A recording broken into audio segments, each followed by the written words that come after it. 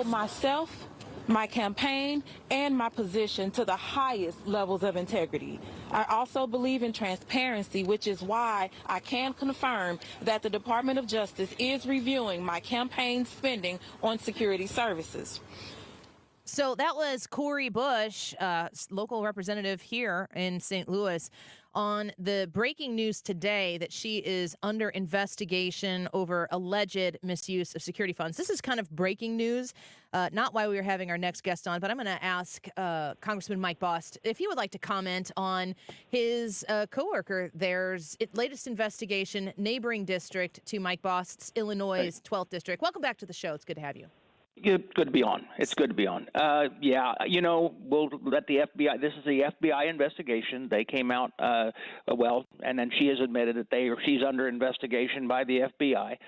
Understand that this is not the first time this has been questioned. It was questioned back and brought to the Ethics Committee. Now, let me tell you that the Ethics Committee made a unanimous vote, both bipartisan unanimous vote, that there was nothing to the allegations of misuse of funds. Now, understand the Ethics Committee can talk about taxpayers' funds. So they didn't find anything, or if they did, she was cleared by them. But this is a completely different thing. It's with the FBI's investigation. I don't know, what they're actually looking into. She's denied doing anything illegal. We'll see how this plays out. I've seen people that have been accused of things and that it come to fruition that it is true, and I've seen people accused of things and come to the end of it all, and there was no there. You can list that right. Back and forth. So she's admitted she's under investigation, so we'll see where it goes. Yes, we will. Let's shift gears here a little bit. The House is officially filing paperwork, as I understand it, in the impeachment of Homeland Security Secretary Alejandro Mayorkas. And then in addition to that piece of business that would fall near your plate, your ability to vote on that, I want to play for you in the same vein of the border crisis. President Joe Biden's words here. He's asking you for something here. Listen to this. With executive authority, or is there more you could do? Absent not all I can do. Just give me the power. I've asked for the very day I got in office. Give me the border patrol. Give me the people. Give me the people, the judges. Give me the people who can stop this and make it work right. So the president says he wants the power. He says the very day he has the power. Explain. Where are you at on this, Congressman? Yeah. Let me tell you, the president has the power. Matter of fact, you know how important this issue is to me. I've been to Eagle Pass twice in the last 9 months. I was down there on the 3rd of January when there were 64 members went down, so we could actually talk with the frontline workers on what they're facing and what they're dealing with. And one of the main officers down there explained in great detail that if he would simply have them stay in Mexico. That's an executive order. Mm-hmm. That's what he got rid of. One of the executive orders that Trump that he got rid of because they were Trump's order. If you would put that in place, 70% of the flow coming across would stop, automatic. And all that's doing is making Mexico do what the international law says to do. Also, and everything that's out there that we put in House Bill 2, okay. Everything which has been sitting for 9 months over in the Senate, and Chuck Schumer won't call it, but everything that we put in there were all things that the prior president had as executive orders. Whether it was, that they did not have the catch and release policy. They were building the security wall. They were, and understand that it doesn't close the border. What it does is it directs people to an opening somewhere where it can be controlled. It doesn't. And Annie, let me tell you this. When we were down there, one of the sheriffs said a lot of the people that are friends on the other side of the river are very much frustrated with this because they legally come over and work, and then some others go over and work, and it was opened in that way.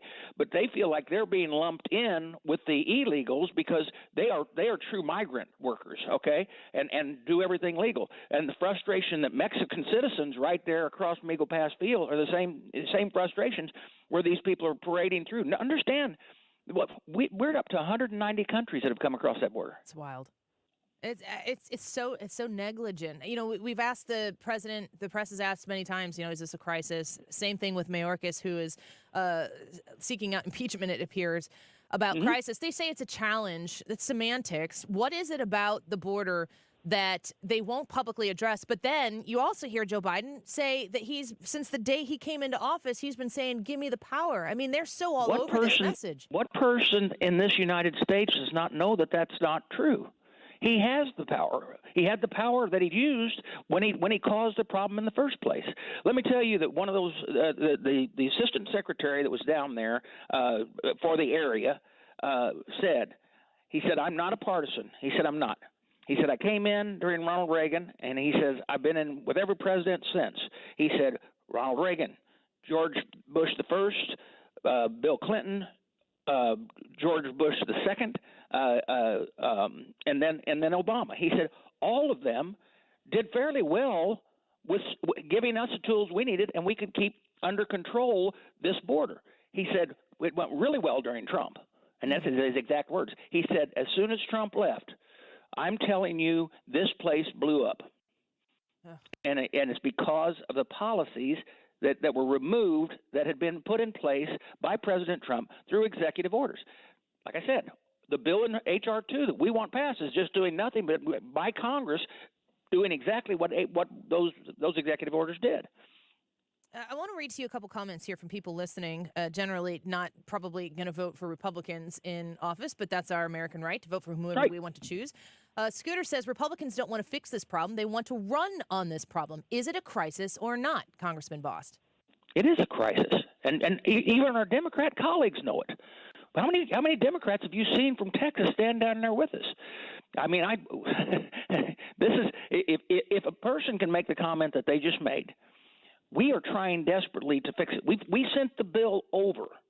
We sent the bill over, like I said, 9 months ago.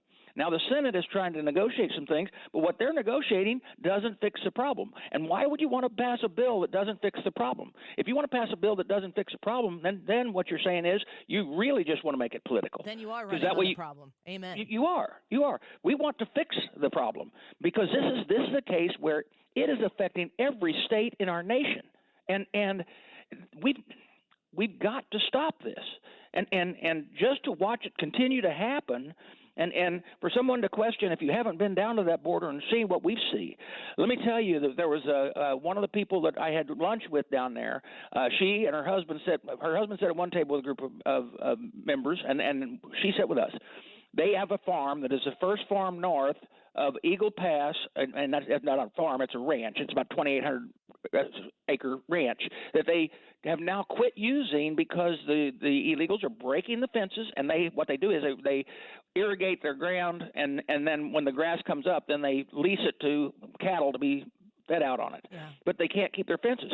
They can't count as many dead bodies that are around their property now. Wow. That they found over the last couple of years. On Thanksgiving Day, because the train comes right through there, her brother called out to her and says, "You got to get out to your truck. You got to get a truck." So she goes out to her truck, and in the back there's a blood trail going into the back of the truck. There's a woman in there that had tried to jump the freight train and lost a foot and drug herself over and was laying and had been bleeding for 3 hours in the back of her truck. Oh. This is the type thing. They've got people breaking into their house. They've actually put a refrigerator outside with water and soda and beer near their back porch so they won't break into the house to try to get food there. They put snack packs out and everything like that. But even then, somebody broke in their house, and whenever they cornered them and said, "Why'd you break in?" they said, "You had better beer inside." Oh, my gosh. I mean, yeah, this is what Joe Biden has invited into this country. It seems to exactly. me like his answer, the Democrats' answer to this problem, correct me where I'm wrong, is not to stop the people from coming here. It's to streamline the process to get them in. Yeah, sure. And not only that, when they come in, this catch and release policy, they will take you and do the processing through the facility, and then they process you. Then they basically haul you somewhere, okay? And then you tell them where you're going. They get you there, and they give you a slip of paper that tells you show up 8 years from now at federal court. This is how crazy this is. Yeah, it's absurd. And if you think any of those are going to show up in 8 years, Yeah, they're not.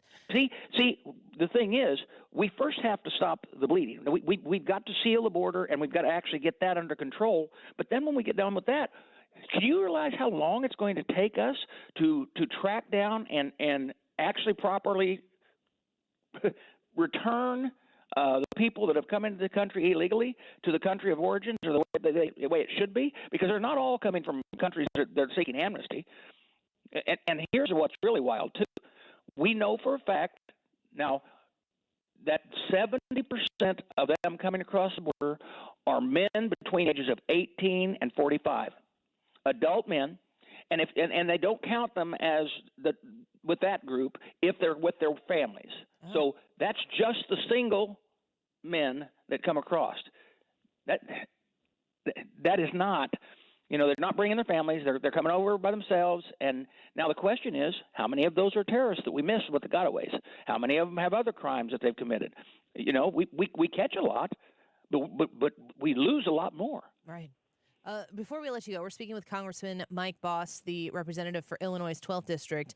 I want to get to the Mayorkas portion of this. He wrote a letter to House Homeland Security Committee Chair Mark Green. He said, "I assure you that your false accusations do not rattle me and do not divert me from the law enforcement and broader public service mission to which I have devoted most of my career and to which I remain devoted." Let's be real serious about this. In this, it's very clear that there are laws that he is choosing not to enforce through his agency where he is supposed to ensure and they take an oath to do that. That's the problem. That's the problem. He's truly a dereliction of duty, and this is very serious. We're taking it serious. I know the chairman is taking it serious, and if it comes before me, I will support the impeachment. Do you think there are Democrats in the Senate, maybe not enough to actually see the whole thing through, but do you think there are Democrats in the Senate who would be forced to consider a vote in favor of this impeachment? I think they would have to be if they were, especially from those border states or those states that I agree. Well, we appreciate. I think you'll probably see cinema go that way. Yeah. It'll be interesting and an important exercise, especially in election year, for people to test where their elected officials are on these most important issues. And I know that you've always been solid on them, Congressman Bost. Thank you for the time today. Thank you, Vanny. Appreciate it. Yep. Have a great day. Bye-bye.